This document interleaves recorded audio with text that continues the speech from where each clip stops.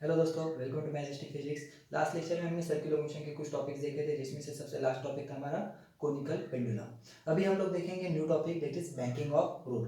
Banking of road से पहले हम लोग देखेंगे कि हॉरिजॉन्टल कर्व रोड। ओके, क्योंकि अगर कोई भी टर्न हो, मान लो एक रोड है, रोड पे अगर हम लोग टर्न ले रहे हैं, राइट, तो टर्न ले रहे हैं मतलब वो जो रोड है वो कर्व है।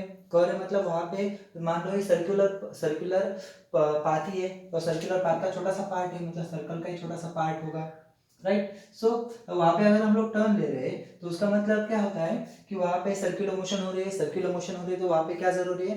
Centripetal force, right. और जैसे मैंने कल बताया था, अगर सर्कुलर मोशन हो रही है तो वहां पे एक जरूरी होता है सेंट्रीपिटल फोर्स। सेंट्रीपिटल फोर्स होगा तभी सर्कुलर मोशन पॉसिबल है।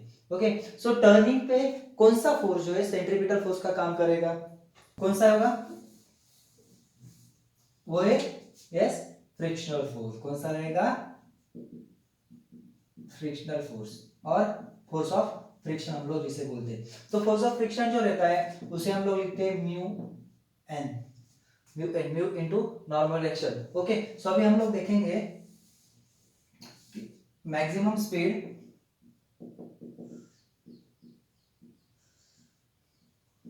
On horizontal curve road.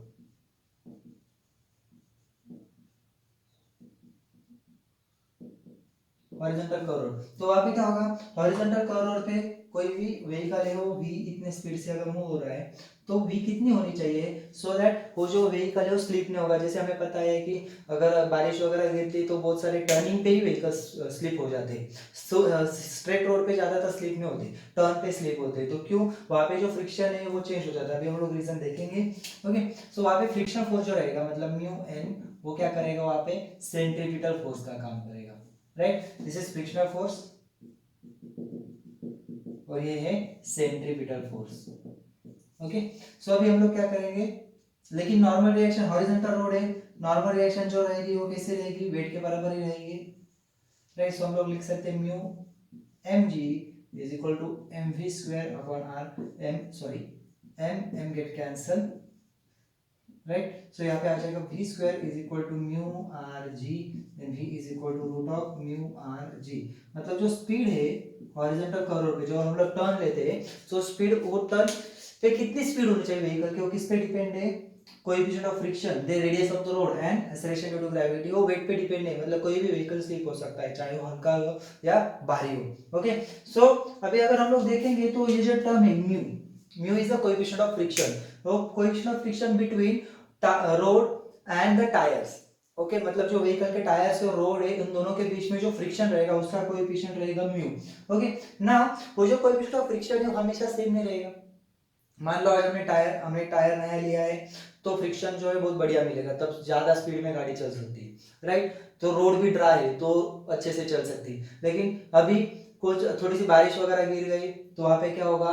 Friction जो है वो चेंज हो जाएगा, राइट। अगर टायर स्मूथ हो गया है, टायर स्मूथ हो गया तो भी स्लिप हो सकती है गाड़ी। तो इससे बहुत सारे रीजन है जिसकी वजह से जो म्यू है वो कांस्टेंट नहीं रह सकता, या फिर म्यू जो है प्रेडिक्ट नहीं कर सकते। आज जितना म्यू है उतना ही कल रहेगा, नहीं बता सकते। इसलिए वहां पे क्या हो जाता है कि ये जो वी है प्रेडिक्ट करना थोड़ा सा मुश्किल हो जाता है। तो उसके लिए एक कंसेप्ट निकाली गई है बैंकिंग ऑफ रोड। तो रोड को क्या करते हैं, अगर मान लो लेफ्ट साइड में टर्न है, ये टर्न जो है ऐसे लेफ्ट साइड में, तो क्या किया जाता है? आउटर एज जो है, आउटर एज थोड़ी सी उठाई जाती है। आपने देखा होगा बहुत सारे रोड के टर्निंग पे जो है वो टेढ़े रहते हैं रोड। ओके, तो अंदर का जो पार्ट है वो नीचे और बाहर का जो पार्ट है वो ऐसे ऊपर थोड़ा सा उठाया जाता है। This method is known as banking of road. Okay, so outer edge of the road is raised by some angle with the horizontal with the inner edge. Okay, मतलब इनर एज वैसे ही रहेगी और आउटर एज जो है वो raise की जाएगी by some angle. Okay, this method is known as banking of road, और जिस एंगल से वो बैंक किया जाता है उसको बोलते हैं एंगल ऑफ बैंकिंग। ओके, अभी हम लोग क्या करेंगे, बैंकिंग ऑफ रोड में जो एंगल और स्पीड है उनका डेरिवेशन निकालेंगे। वो स्पीड कैसी हो सकती है और एंगल की वजह से स्पीड पे क्या इफेक्ट होता है। कोएफिशिएंट ऑफ फ्रिक्शन होते, मतलब कोएफिशिएंट ऑफ फ्रिक्शन अगर कम भी हुआ तो भी एक पर्टिकुलर स्पीड से हम लोग ट्रैवल कर सकते हैं कि नहीं, हम लोग देखेंगे। Okay, now will see banking of road, जिसका डेरिवेशन हम लोग अभी डिराइव करेंगे। ओके, सो अभी देखेंगे व्हीकल है, मान लो एक कार है या फिर ट्रक है। मेरी डायग्राम बहुत मतलब जो ड्राइंग है वो अच्छी नहीं है। ओके, सो मान लीजिए कि एक बाइक है, सॉरी कार है। ओके, वो एक ये जो बैंकिंग ऑफ रोड है, मतलब वो बैंक रोड है, उस पर जा रही है, तो एंगल ऑफ बैंकिंग है थीटा। ओके ना, अभी हम लोग लेंगे इसके कुछ टॉपिक्स लेंगे, मतलब m is the mass of vehicle. Okay, m is mass of vehicle, then r is the radius of the circular path, मतलब ये जो टर्न है, टर्न जिस सरकमफेरेंस का मतलब पार्ट होगा उसकी रेडियस होगी r. Okay, then v is the speed of the vehicle. Okay, now we'll see how many forces are acting on this vehicle, कि इस व्हीकल पे मतलब इस कार या फिर जो बाइक ट्रक जो भी होगी उसके ऊपर कितने फोर्सेस एक्ट हो रहे हैं अभी हम लोग देखेंगे। तो सबसे पहला फोर्स जो हमेशा होता है that is weight, right. Weight हमेशा रहता है acting in vertically downward direction. Okay, then second is normal reaction, क्योंकि वो किसी सरफेस पे, तो नॉर्मल रिएक्शन वहां पे होगी। नॉर्मल रिएक्शन कैसी होती है, it is always perpendicular to the surface, मतलब ये जो सरफेस है रोड सरफेस उसको परपेंडिकुलर, राइट। वर्टिकल नहीं होती हमेशा, ध्यान में रखिए, नॉर्मल रिएक्शन जो रहती है हमेशा सरफेस को परपेंडिकुलर होती है। एंड द फ्रिक्शन फोर्स कैसे होगा, it is along the road surface, जो भी सरफेस है उसके अलोंग होगा। ओके, तो अभी हम लोग क्या करेंगे, अभी अगर ये देखेंगे डायग्राम, तो डायग्राम में आप देखोगे तीन फोर्सेस है टोटल, ये फ्रिक्शनल फोर्स, इसको ए बोलेंगे, ये नॉर्मल रिएक्शन है। ओके, अभी हम लोग क्या करेंगे, इस नॉर्मल रिएक्शन को स्प्लिट करेंगे, नॉर्मल रिएक्शन को स्प्लिट करेंगे दो कंपोनेंट्स में। सो एक कंपोनेंट होगा इस डायरेक्शन में, एक कंपोनेंट होगा इस डायरेक्शन में, राइट। अगर ये थीटा है तो ये भी थीटा होगा, तो ये हो जाएगा n cos थीटा, ये हो जाएगा n sin थीटा, राइट ना। फ्रिक्शन फोर्स अगर हम लोग देखेंगे, फ्रिक्शन फोर्स को भी हम लोग स्प्लिट करेंगे दो पार्ट में, एक हो जाएगा ये और एक हो जाएगा ये, हॉरिजॉन्टल कंपोनेंट, वर्टिकल कंपोनेंट। अगर ये थीटा है तो ये थीटा होगा, तो ये हो जाएगा f cos थीटा और ये हो जाएगा f sin थीटा। अभी डायग्राम थोड़ी सी डिफिकल्ट है, तो हम लोग क्या करते हैं, हमेशा फ्री बॉडी डायग्राम निकालते हैं। फ्री बॉडी डायग्राम मतलब जिसमें बॉडी नहीं होती। ओके, तो अभी हम लोग क्या करेंगे, फ्री बॉडी डायग्राम निकालेंगे। फ्री बॉडी डायग्राम में सबसे पहले जैसे एक्स वाई एक्सिस ड्रॉ कर लो। अभी थीटा है ना, तो थीटा के अराउंड एक लाइन, राइट, तो सेम इस थीटा इस परपेंडिकुलर, इस लाइन को परपेंडिकुलर एक लाइन, राइट। अभी हमारा जो फोर्सेस हम लोग लिखेंगे, ये हमारा mg, ये हमारा नॉर्मल रिएक्शन, राइट, और ये हमारा f। ओके, और ये थीटा, ये थीटा, ये थीटा, ये भी थीटा ना। ये होगा हमारा n cos थीटा और ये हो जाएगा n sin थीटा। ये होगा हमारा f cos थीटा और ये हो जाएगा f sin थीटा। ओके, सो ये डायग्राम में आपको फोर्सेस दिखेंगे, क्योंकि इसमें बॉडी नहीं है तो थोड़ा सा कॉम्प्लिकेशन कम होगा। अभी आपने क्या करता है, तो देखोगे बॉडी जो है ना ऊपर जा रही ना नीचे जा रही है, ना अंदर जा रही ना बाहर जा रही है, राइट। अगर ऊपर नीचे नहीं जा रही मतलब वहाँ पे क्या वर्टिकल इक्विलिब्रियम है। वर्टिकल इक्विलिब्रियम जो भी वर्टिकल फोर्सेस है एक दूसरे को क्या कर रहे हैं, बैलेंस कर रहे हैं, राइट। सो यहाँ पे अगर हम लोग देखेंगे f sin थीटा mg दोनों मिलके n cos थीटा को बैलेंस कर रहे हैं, राइट।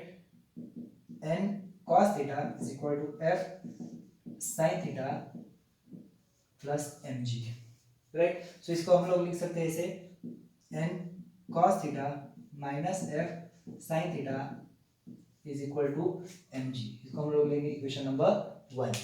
ओके, अभी हम लोग क्या करेंगे, देखेंगे कि यहाँ पे सेंट्रीपिटल फोर्स है ना, जरूर लगेगा, क्योंकि अगर वहाँ पे कर्व रोड है तो वहाँ पे क्या जरूरी है, सेंट्रीपिटल फोर्स। तो सेंट्रीपिटल फोर्स किसे होगा, हॉरिजॉन्टल, क्योंकि भले ही रोड की एज अगर हमने रेज की है तो इसका मतलब रोड ऐसे थोड़ी होगा, रोड तो ऐसे ही रहेगा, राइट। रोड हॉरिजॉन्टल ही रहेगा, बस उसकी जो एज है वो ऊपर रहेगी, एक मतलब रोड का सरफेस हॉरिजॉन्टल नहीं रहेगा, राइट। सो रोड का जो सरकमफेरेंस है हॉरिजॉन्टल प्लेन में रहेगा, इसका मतलब जो सेंट्रीपिटल फोर्स है वो हॉरिजॉन्टल डायरेक्शन में रहेगा। तो हॉरिजॉन्टल डायरेक्शन में कौन सा फोर्स है यहाँ पे, f cos थीटा और n sin थीटा, मतलब f cos थीटा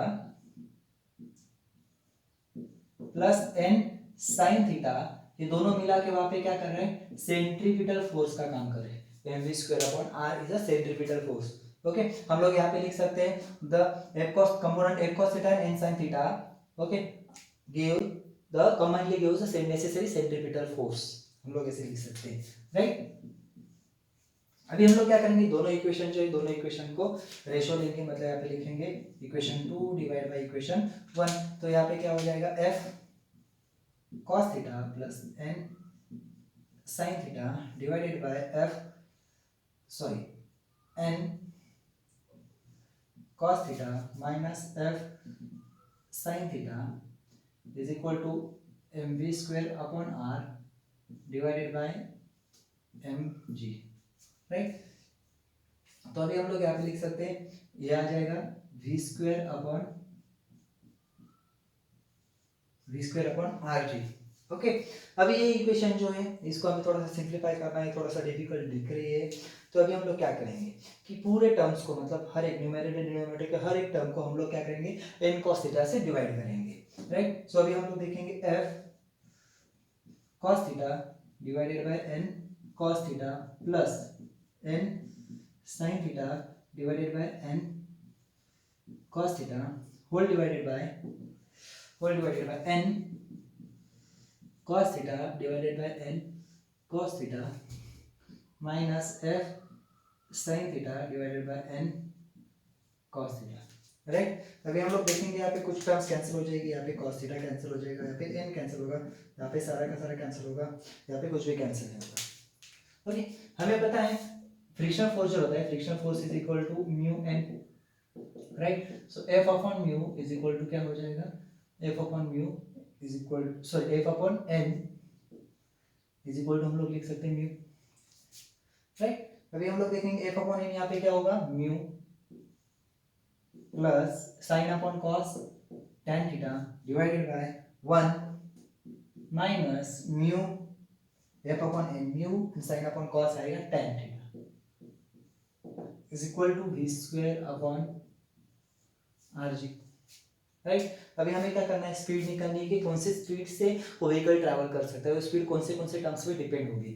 ओके, सो ये हो जाएगा v square is equal to R G यहाँ पे आएगा into bracket mu plus tan theta divided by 1 minus mu tan theta, right. So v हो जाएगा यहाँ पे v is equal to under root of R G mu plus tan theta divided by 1 minus mu tan theta, right.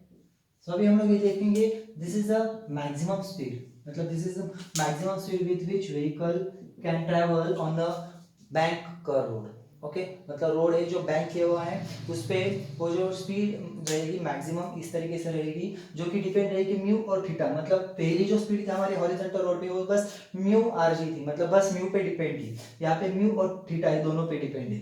अभी हम लोग क्या करेंगे, हमें पता है कि म्यू जो है वो हमेशा सेम नहीं रहेगा, तो हम लोग क्या करेंगे, म्यू को पूरा इग्नोर कर देंगे, म्यू मिनिमम होगा।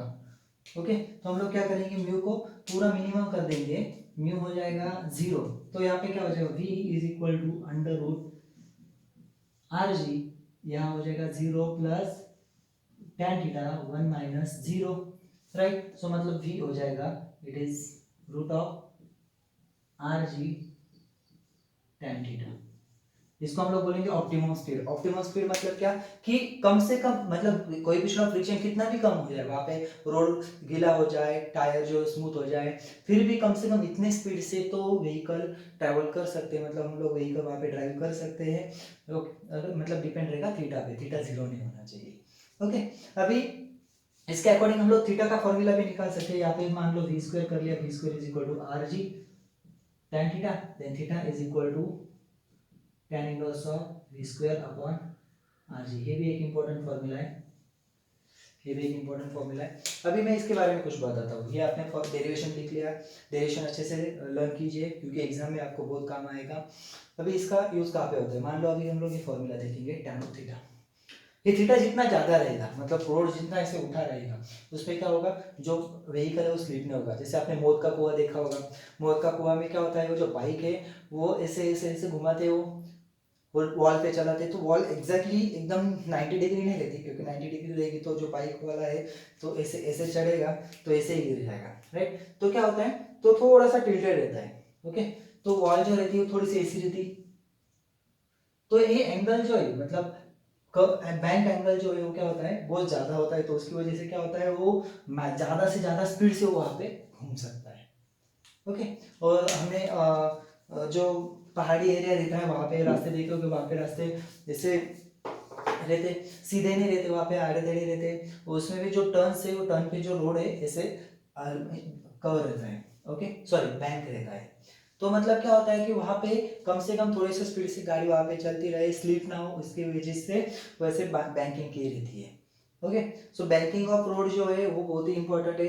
हम अभी आप जो भी कभी बाहर जाओगे या फिर टर्निंग पे कोई जो क्रिटिकल टर्न है वहाँ पे देखोगे कि वहाँ पे रोड जो है बैंक किया रहेगा। और एक इम्पॉर्टेंट बात हम लोग देखते हैं कि कोई घाट में अगर हम लोग जा रहे हैं वहाँ पे लिखा रहेगा 30 किलोमीटर पर आवर और हम लोग 40 के स्पीड पे जाते हैं, तो इसका मतलब क्या, जो 30 किलोमीटर पर आवर है वो ये स्पीड दी है ऑप्टिमम स्पीड। तो हम ज्यादा स्पीड से क्यों चल सकते थोड़ा सा, क्योंकि वहाँ पे कोई भी फ्रिक्शन जो है थोड़ा सा मिल जाता है आपके टायर्स में, क्योंकि एग्जैक्टली जीरो नहीं हो जाता, इसलिए हम लोग थोड़ा सा ज्यादा स्पीड से चल सकते हैं, लेकिन चलना नहीं क्योंकि रिस्की हो सकता है।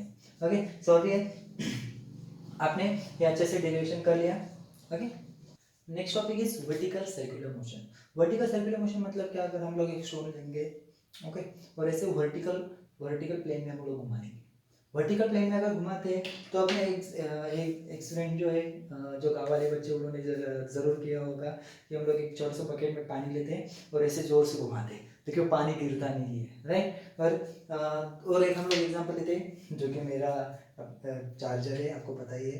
ओके, तो हम लोग क्या करेंगे, अभी इसको वर्टिकली घुमाने की कोशिश करेंगे, स्लोली पहले घुमाएंगे, राइट। अभी मैं स्लोली घुमाता हूँ, क्या हो रहा है, नहीं घूम रहा है, मतलब ये जो स्ट्रिंग में टेंशन क्रिएट नहीं हो रहा है। अभी थोड़ा सा जोर से घुमाता हूँ, जोर से घुमाता हूँ तो क्या हो रहा है, स्ट्रिंग में टेंशन क्रिएट हो रहा है, उसकी वजह से वो वर्टिकल प्लेन में घूम रहा है। मतलब क्या होता है, वहां पे एक मिनिमम टेंशन की जरूरत होती है, एक मिनिमम टेंशन की जरूरत है जिसकी वजह से वो वर्टिकल प्लेन में घूम सकता है। अदरवाइज अगर कम टेंशन रहेगा तो नहीं घूमेगा वो, राइट। लेकिन ज्यादा टेंशन रहेगा, स्ट्रिंग थोड़ी सी ज्यादा स्ट्रेस होगी, मतलब वहाँ पे ज्यादा स्पीड रहेगी तो घूम सकता है। वो जो टेंशन या फिर वो जो स्पीड है वो कितनी होनी चाहिए वो भी हम लोग देखेंगे। ओके, सो अभी हम लोग यहाँ पे तीन पोजीशन लेंगे, तीन पोजीशंस लेते हैं। सो सबसे फर्स्ट पोजीशन टॉप पोजीशन और हाईएस्ट पोजीशन हम लोग जिसे बोलते हैं। मान लो इस डायरेक्शन में एंटी क्लॉकवाइज में घूम रहा है, तो ये टॉप पोजीशन पे या फिर हाईएस्ट पोजीशन में हम लोग लेते हैं, इसको बोलते हैं V H, H for highest. Okay, H for highest. Then यहाँ पे लेते हैं हम लोग V M, M for midway, and then V L, L for lowest position. Okay, अभी हम लोग क्या करेंगे, यहाँ पे टेंशन अगर मान लो टॉप मोस्ट पोजीशन पे अगर है ऑब्जेक्ट, ओके, तो टॉप मोस्ट पोजीशन पे ऑब्जेक्ट है तो उसकी जो टेंशन है वो कैसे रहेगा, always directed towards the centre, जिसको हम लोग बोलेंगे टी एच। यहाँ पे टेंशन कैसा रहेगा, टी एम, और यहाँ पे टेंशन कैसा रहेगा, टी एल, राइट।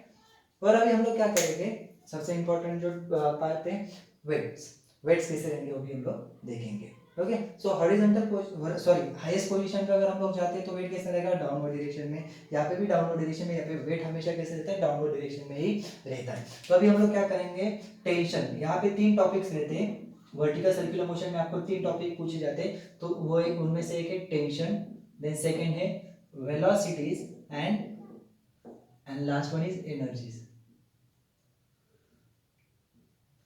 सो अभी हम लोग टेंशन देख रहे हैं, बाद में वेलोसिटी और एनर्जी देखेंगे। टेंशन, सो अभी हम लोग देखेंगे सबसे पहले हाईएस्ट पोजीशन।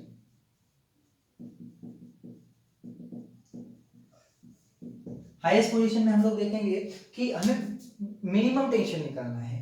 ओके, मतलब हाईएस्ट पे मिनिमम क्यों। ओके, तो देखेंगे कि अगर ऑब्जेक्ट ऊपर जा रहा है तो टेंशन थोड़ा सा कम होगा, क्योंकि जो वेट है ओके वहां पे क्या होगा, सेंट्रीपिटल फोर्स जो रहेगा, राइट। मतलब कोई भी ऑब्जेक्ट वहां पे सर्कुलर मोशन परफॉर्म कर रहा है तो सेंट्रीपिटल फोर्स रहेगा, centripetal force is always directed along the radius and towards the centre. तो अभी हम लोग क्या करेंगे, यहाँ पे वेट जो है, वेट इस डायरेक्शन में, वेट mg, राइट। टेंशन भी इस डायरेक्शन में, मतलब जो सेंट्रीपिटल फोर्स है, centripetal force mv square upon r, mv square upon r is equal to mg plus th। मतलब यहाँ पे जो टेंशन आएगा th is equal to mv, हम लोग क्या लिखेंगे, mvh लिखेंगे, क्योंकि h for highest, mv square upon r minus mg, मतलब यहाँ पे टेंशन जो है वो क्या होगा, मिनिमम होगा। टेंशन कैसा होगा, मिनिमम, मतलब कम रहेगा। ओके, क्योंकि बाकी दो पोजीशंस पे हम लोग देखेंगे। ओके, सेकंड लेंगे हम लोग मिडवे पोजीशन। मिडवे पोजीशन में क्या होगा, जो सेंट्रीपिटल फोर्स को टेंशन प्रोवाइड करेगा, वेट जो है वेट इस डायरेक्शन में होगा। सो 90 डिग्री में तो कोई भी वेक्टर इफेक्ट नहीं करता, हमें पता है, क्योंकि वेट अगर 90 डिग्री में मतलब सेंट्रीपिटल फोर्स हॉरिजॉन्टल, तो वेट वहां पे कोई भी सेंट्रीपिटल फोर्स को ना ही हम एनहांस करेगा ना ही कम करेगा। ओके, तो मतलब यहाँ पे जो टेंशन है टी एम, ओके, यही सेंट्रीपिटल फोर्स का काम करेगा, राइट। और अभी हम लोग थर्ड देखेंगे, third is lowest position. Lowest position में क्या होगा, यहाँ पे टेंशन अपवर्ड डायरेक्शन में और वेट जो है वो डाउनवर्ड डायरेक्शन में, राइट। सो टेंशन यहाँ पे सेंट्रीपिटल फोर्स को एनहांस करेगा, मतलब सेंट्रीपिटल फोर्स जो है वो टेंशन के डायरेक्शन में है, लेकिन वेट जो है अपोजिट डायरेक्शन में, मतलब वेट जो है वो सेंट्रीपिटल फोर्स को क्या करेगा, कम करने की कोशिश करेगा। मतलब हम लोग यहाँ पे लिख सकते हैं mv² is equal to T L minus M G. मतलब जो टेंशन है यहाँ पे mv², यहाँ पे लिखेंगे L, ओके, यहाँ पे हम लोग लिखेंगे m mv² divided by r plus mg। मतलब यहाँ पे जो टेंशन है वो क्या हो रहा है, ऐड हो रहा है, एनहांस हो रहा है, मतलब टेंशन बढ़ रहा है, इसकी वजह से वहाँ पे सेंट्रीपिटल फोर्स बैलेंस हो रहा है। ओके, क्योंकि सेंट्रीपिटल फोर्स जो है यहाँ पे देखेंगे सेंटर की तरफ रहेगा, लेकिन टेंशन उसकी तरफ, लेकिन वेट जो है वो अपोजिट डायरेक्शन में, इसलिए वेट वहाँ पे सेंट्रीपिटल फोर्स को अपोज कर रहा है, फिर कम कर रहा है, जैसे बोल सकते हैं। इसका मतलब टेंशन बढ़ेगा ना, क्योंकि सेंट्रीपिटल फोर्स तो वहां पे चाहिए ही है। तो अगर टेंशन बढ़, वेट अगर कम कर रहा है तो टेंशन वहां पे बढ़ा रहा है। ओके, सो ये हो गया टेंशन का ड्यूरेशन। आप अच्छे से देख लीजिए, टेंशन जो है वो टॉप मोस्ट पोजीशन पे मिनिमम रहता है, लोवेस्ट पोजीशन पे मैक्सिमम रहता है। और ये जो भी सारे टेंशन की वैल्यूज है, इसकी वजह से मतलब ये जो वेलोसिटी रहेगी ये वहां पे रहेगी, तब ये टेंशन इतना रहेगा, तब वो वर्टिकल सर्कुलर मोशन परफॉर्म करेगी। तो वैल्यू वेलोसिटी की कितनी होनी चाहिए अभी हम लोग देखेंगे। ओके, सी ये हम लोग लेंगे अभी velocity. So velocity at highest position, अगर वेलोसिटी हमें निकालनी हाईएस्ट पोजीशन पे, तो सबसे पहले हम लोग देखेंगे कि टेंशन जो है वहां पे मिनिमम होना चाहिए। मिनिमम मतलब क्या, क्योंकि हमें मिनिमम वेलोसिटी निकालनी है ना, एक ओके, मतलब ये जो वेलोसिटी इस पे तो नहीं होगा, कम से कम ये वेलोसिटी, या फिर इससे ज्यादा होगा तो भी चलेगा, थोड़ा सा कम होगा तो भी चलेगा। मतलब ये जो मिनिमम वेलोसिटी जिससे मतलब मिनिमम वेलोसिटी कितनी वैल्यू होनी चाहिए, उससे ज्यादा। Okay, the velocity at least which is equal to the minimum velocity और more than the minimum velocity. Okay, वो वैल्यू अगर हम लोग निकालेंगे तो उसके लिए टेंशन जो है मिनिमम होना चाहिए, टेंशन जो है वो मिनिमम होना चाहिए। मतलब टेंशन हम लोग लेंगे यहाँ पे 0, मतलब जो हाईएस्ट टेंशन है वो हम लोग क्या लेंगे, 0 लेंगे। ओके, सो हमने वैल्यू अभी देखी, is equal to M V H square divided by R minus M G. ये तो 0 हो गया, मतलब 0 is equal to M V H square divided by R minus M G. मतलब यहाँ पे हो जाएगा M V H square upon R is equal to M G, M M cancel, so V H square is equal to R G. मतलब V H यहाँ पे आ जाएगा अंडर रूट आर जी। मतलब जो टॉप मोस्ट पोजीशन पे object होगा वहां पे अगर उसकी वेलोसिटी इतनी होगी, means under root R G, R is the radius of the circumference. Okay, so उतनी अगर आर इंटू जी अगर इतनी वेलोसिटी होती है तो ऑब्जेक्ट सर्कुलर मोशन मतलब वर्टिकल सर्कुलर मोशन परफॉर्म करेगा, नहीं तो ऑब्जेक्ट वहां पे क्या होगा, जैसे हमने अभी देखा था कि अगर उतनी वेलोसिटी नहीं मिलेगी तो वर्टिकल सर्कुलर मोशन परफॉर्म करेगा ही नहीं। ओके, जैसे मैंने बताया कि गांव में बच्चे एक्सपेरिमेंट करते हैं कि एक बकेट में पानी लेते हैं, ऐसे घुमाते, तो ऐसे घुमाते तो पानी अगर वो वेलोसिटी नहीं मिलेगी तो पानी गिर जाएगा उनके ऊपर। ओके, अभी हम लोग देखेंगे second at lowest position.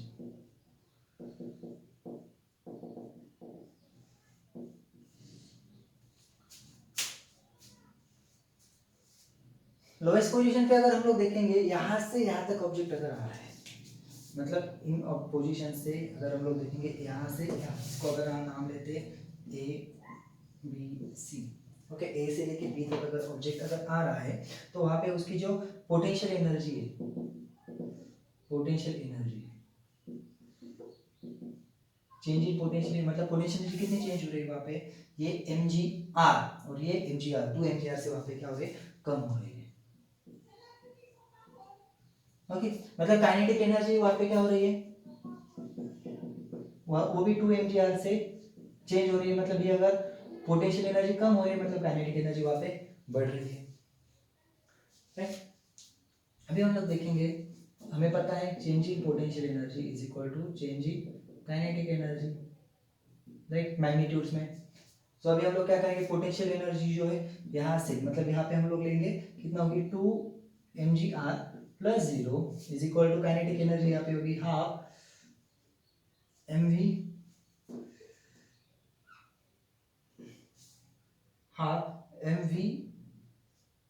L square minus half mv H square, क्योंकि काइनेटिक एनर्जी वहाँ पे क्या हो रही, बढ़ रही है, तो फाइनल माइनस इनिशियल, ओके। और यहाँ पे इनिशियल माइनस फाइनल करेंगे क्योंकि हम लोग मैग्नीट्यूड में ले रहे हैं, राइट।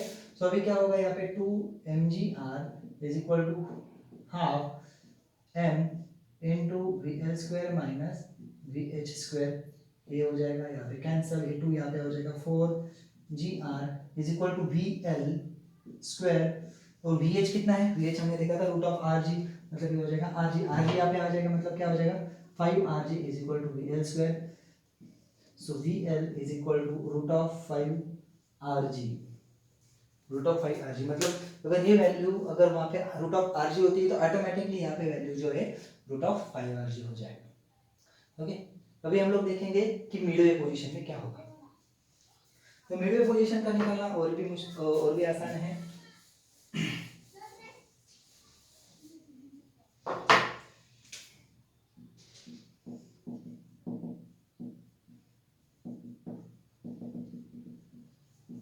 मिडवे पोजीशन में अगर हम लोग देखेंगे तो कोई भी दो पोजीशन मिडवे लेंगे, एक तो सी ए और सी, मतलब मिडवे और हाईएस्ट और मिडवे और लोएस्ट, ये दो वैल्यूज अगर हम लोग लेते हैं यहाँ पे, मतलब जो kinetic energy sorry total energy जो रहेगी, total energy at C is equal to total energy at B, right. So total energy मतलब क्या, kinetic energy plus potential energy, यहाँ पे भी क्या लिखेंगे kinetic energy plus potential energy, बस यहाँ पे होगा C, यहाँ पे होगा B, right. So kinetic energy मतलब C पे कितनी होगी, यहाँ पे हम लोग लिखेंगे हाफ mv एल स्क्वायर, और पोटेंशियल एनर्जी होगी यहाँ पे mgr, काइनेटिक एनर्जी यहाँ पे half mv L square, sorry यहाँ पे m होना चाहिए, यहाँ पे एल स्क्वायर प्लस यहाँ पे होगी 0, क्योंकि यहाँ इससे ज्यादा नीचे ऑब्जेक्ट जा नहीं सकता, तो पोटेंशियल एनर्जी कितनी होगी यहाँ पे मिनिमम मतलब 0, राइट। तो अभी m जो है वो कैंसिल हो जाएगा, राइट। अभी हमें क्या करना है, half V M square is equal to half V L हमने अभी निकाला रूट ऑफ 5 rg, तो स्क्वायर मतलब क्या हो जाएगा 5 rg, और ये जो है rg यहाँ पे माइनस हो जाएगा, सो मतलब क्या होगा यहाँ पे half V M square is equal to 5/2 minus 1, 5/2 minus 1 मतलब 2.5 माइनस 1, मतलब कितना होगा 3/2 rg, राइट। सो ये 2 क्या हो जाएगा कैंसिल, सो वी एम आ जाएगा यहाँ पे root of 3 rg, root of 3 rg, मतलब अगर आप लोग देखेंगे यहाँ पे इसकी वैल्यू कितनी होनी चाहिए रूट ऑफ rg, यहाँ पे वैल्यू होनी चाहिए रूट ऑफ 5 rg, और यहाँ पे होनी चाहिए रूट ऑफ 3 rg। अगर इतनी वैल्यू होगी तो वहाँ पे क्या होगा, वो object vertical circular motion perform करेगा, अदरवाइज वर्टिकल सर्कुलर मोशन वहाँ पे पॉसिबल नहीं है, ओके। अगर आप देखोगे कि यहाँ पे तो वैल्यूज अलग अलग आ रही है, तो इसका मतलब आप क्या बोलोगे कि स्पीड चेंज हो रही है, लेकिन ऑब्जेक्ट जो है मतलब अगर जाइंट व्हील में बैठे हैं तो सेम मतलब एंगुलर स्पीड जो तो सेम रहती है, एंगुलर स्पीड तो सेम रहती है, फिर ऐसे अलग अलग वैल्यूज क्यों आए, ओके। सो अलग अलग वैल्यूज जो है वो इसलिए क्योंकि वहाँ पे टेंशन की वैल्यू चेंज हो रही है, जो सेंट्रीपिटल फोर्स है, ओके, सेंट्रीपिटल फोर्स जितना होना चाहिए उसके रिगार्डिंग जो टेंशन है वो कंटिन्यूसली चेंज हो रहा है, क्योंकि वेट जो है उसकी डायरेक्शन चेंज हो रही है ना, राइट। सो मतलब टेंशन की डायरेक्शन चेंज हो रही है, इसकी वजह से वेट की डायरेक्शन जो है सेंट्रीपिटल फोर्स के रिस्पेक्टिव चेंज हो रही है, मतलब सेंट्रीपिटल फोर्स जो हमेशा सेंटर की तरफ है, तो यहाँ पे देखेंगे वेट जो है सेंट्रीपिटल फोर्स की तरफ है, यहाँ पे वेट परपेंडिकुलर है, यहाँ पे वेट सेंट्रीपिटल फोर्स के अपोजिट डायरेक्शन में, तो मतलब क्या होगा कि सेंट्रीपिटल फोर्स और वेट की डायरेक्शन कंटिन्यूअसली चेंज होती रहती है, कभी सेम कभी 90 डिग्री कभी अपोजिट डायरेक्शन, तो उसकी वजह से क्या होता है कि रिस्पॉन्सिबल जो वेलोसिटी रहती है वो अलग हो जाती है, सो एंगुलर वेलोसिटी पे उसका इम्पैक्ट नहीं होता, ओके। अभी हम लोग देखेंगे energy in vertical circular motion, कि हर एक पोजीशन पे जो एनर्जी वो कैसे रहती है। सो हम लोग देखेंगे total energy is equal to kinetic energy plus potential energy, right. So kinetic energy यहाँ पे हाफ mv h स्क्वायर, और पोटेंशियल एनर्जी यहाँ पे रहेगी 2 mgr, क्योंकि mgr प्लस mgr मतलब ऑब्जेक्ट जो है यहाँ पे मिनिमम पोजीशन पे आ सकता है, इससे नीचे नहीं जाएगा, राइट। मतलब यहाँ पे उसकी पोटेंशियल एनर्जी रहेगी 0, ओके। और देन वहाँ पे इसकी पोटेंशियल एनर्जी यहाँ पे रहेगी जी mgr, और यहाँ पे रहेगी mgr प्लस mgr मतलब 2 mgr, राइट। सो हाफ, हमें पता है हाईएस्ट में कितना होता है वहाँ पे m into R G plus 2 mgr, मतलब हाफ प्लस 2 मतलब कितना हो गया 2 एंड हाफ, ये हो जाएगा 5/2 mgr, ओके। नाउ सी हम लोग सेकंड पोजीशन देखेंगे। सेकंड पोजीशन में रहेगी लोवेस्ट पोजीशन। लोएस्ट पोजीशन पे हम लोग देखेंगे total energy again is equal to kinetic energy plus potential energy, but kinetic energy आपकी रहेगी हाफ mv/l स्क्वायर, तो ये हो जाएगी ये हो जाएगी पोटेंशियल एनर्जी 0। यहाँ पे तो मिनिमम पोजीशन रहेगी, मतलब इससे नीचे नहीं जा सकता है, ओके। सो ये हो जाएगा हाफ टोटल एनर्जी, वेलोसिटी कितनी होती है यहाँ पे √5 मतलब स्क्वायर हो जाएगा 5 ओके। मतलब टोटल एनर्जी वहाँ पे हो जाएगी फिर से 5/2 mgr, 5/2 mgr। अभी हम लोग देखेंगे third position, midway position. Midway position में देखेंगे तो फिर से फॉर्मूला तो वही, total energy is equal to kinetic energy plus potential energy. Kinetic energy half mv m square plus potential energy यहाँ पे रहेगी mgr, सो हाफ m यहाँ पे कितनी होती है 3gr और प्लस mgr, सो 3/2 प्लस 1 मतलब कितना होता है 5/2 mgr। मतलब अगर हम लोग यहाँ पे देखेंगे वर्टिकल सर्कुलर मोशन में हर एक पोजीशन पे टोटल एनर्जी सेम रहेगी 5/2 mgr, 5/2 mgr, 5/2 mgr। मतलब वर्टिकल सर्कुलर मोशन में जो energy total energy is conserve, okay. मतलब यहाँ पे law of conservation of energy जो है वो ओबे होता है। यहाँ पे कोई भी एनर्जी लॉस या फिर गेन नहीं होती, जितनी एनर्जी उतनी रहती है, बस काइनेटिक टू पोटेंशियल और पोटेंशियल टू काइनेटिक इंटरचेंज होती रहती है, okay. Next topic is kinematic equations of circular motion. मतलब जैसे हमने काइनेमेटिक इक्वेशन नॉर्मल मोशन में देखी है, उसी तरीके से वो हम लोग लिखेंगे। सबसे पहले v is equal to U plus A T, then s is equal to U T plus half A T square and v square is equal to U square plus 2s, right. So अभी आपको क्या करना है कि v इज एंगुलर वेलोसिटी को angular velocity में convert करेंगे, initial velocity को इनिशियल एंगुलर वेलोसिटी में कन्वर्ट करेंगे, मतलब हम लोग चेंज करेंगे, ओके। एक्सेलरेशन को एंगुलर एक्सेलरेशन और डिस्प्लेसमेंट को एंगुलर डिस्प्लेसमेंट, ओके। और टाइम रहेगा एज इट इज, ओके। यहाँ पे बस कंडीशन क्या है, ये इक्वेशंस हम लोग कब यूज कर सकते हैं, when acceleration is constant. So ये इक्वेशंस हम लोग जब कब यूज करेंगे, when angular acceleration is constant. तो अभी क्या करेंगे, देखो omega is equal to omega naught plus alpha T, then theta is equal to omega naught T plus half alpha T square, then omega square is equal to omega naught square plus 2 alpha theta. और condition क्या है, theta जो है वो radian में होना चाहिए, okay. मतलब जैसे हम लोग काइनेमेटिक इक्वेशन यूज करते हैं ट्रांसलेशन मोशन में, उसी तरीके से सर्कुलर मोशन में काइनेमेटिकल इक्वेशंस हम लोग यूज कर सकते हैं, जो कि इजीली हमें angular displacement, angular velocity, angular acceleration, जो भी मिसिंग टर्म पूछी हुई है हम लोग कैलकुलेट कर सकते हैं, ओके।